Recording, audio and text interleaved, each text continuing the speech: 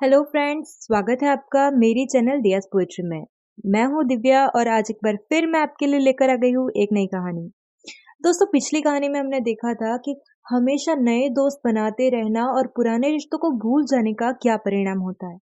आज की कहानी में हम देखेंगे कि हमेशा पुराने रिश्तों को थाम कर रखना और नए दोस्त या नए रिश्तों से ना जुड़ने का क्या परिणाम होता है। आज की कहानी का शीर्षक है जादू की छड़ी। आज की कहानी आशिका के नाम। तो शुरू करें। लेकिन हाँ, अगर आपको ये वीडियो पसंद आती है, अगर आपको ये कहानी समझ आती है, तो प्लीज मेरे चैनल को सब्सक्राइब कर देना और इस वीडियो को लाइक कर देना।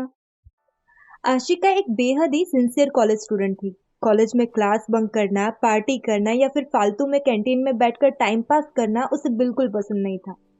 एक और चीज थी जो आशिका को बिल्कुल पसंद नहीं थी, वो थी नए दोस्त बनाना। नहीं, ऐसा नहीं था कि आशिका को नयापन, नई चीजें करना पसंद नहीं था।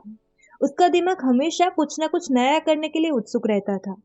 लेकिन जब बात रिश्तों की आती, तो वो नए रिश्ते बनाने की बजाय पुराने रिश्तों को ज्यादा अहमियत देती थी। वो ये मानती थी कि उसके पास जितने भी दोस्त हैं, वो उसके लिए काफी है। उसे ट्रेंड के हिसाब से चलने के लिए नए दोस्त बनाने की जरूरत नहीं है।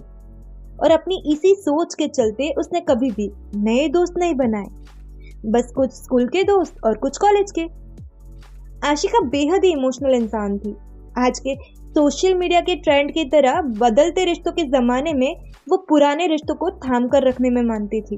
और इसीलिए जब भी उसके ग्रुप में किसी को मदद की जरूरत होती थी, तो सभी आशिका को याद करते थे। वो अपने ग्रुप में जादू की छड़ी के नाम से मशहूर थी। आशिका को भी इस बात की खुशी थी कि उसके दोस्त उसकी इतनी वैल्यू करते हैं, उसे इतना प्यार करते हैं। लेकिन एक दिन अचानक से कॉलेज कैंटीन में पहुंची आशिका ने कैंटीन में बैठे अपने दोस्त सौरभ, रिया, आदि और कुंज की बातें सुनी। यार, मुझे कल एक दोस्त की पार्टी में जाना है, लेकिन ये असाइनमेंट्स बाकी है, सौरभ ने कहा। अरे तो टेंशन की क्या बात है, हमारी आशिका है ना, उसे दे दो, वो कर देगी, रिया ने कहा। लेकिन उसके भी तो असाइनमेंट्स हो गए ना, मुझे नहीं लगता वो कर देगी, आदि ने कहा। अरे भले ही उसके अपने असाइनमेंट्स हो, लेकिन फिर भी वो तुम्हारा असाइनमेंट्स कर देगी। अरे तुम्हारा ही क्या, अगर उसको एक दो बार प्लीज प्लीज बोलोगे ना, तो वो हम सबके असाइनमेंट्स कर देगी, रिया ने आदि की ओर देखते हुए उसे जवाब दिया। हाँ सच में यार, बहुत इमोशनल है वो। एक दो बार गिड़गिड़ा लो तो कोई भी काम कर देती है। आज के युग की पागल है वो, सौरभ ने रिया की बात का समर्थन करते हुए कहा। कुछ भी हो यार, पागल तो पागल ही सही, हमारा तो काम निकल रहा है ना।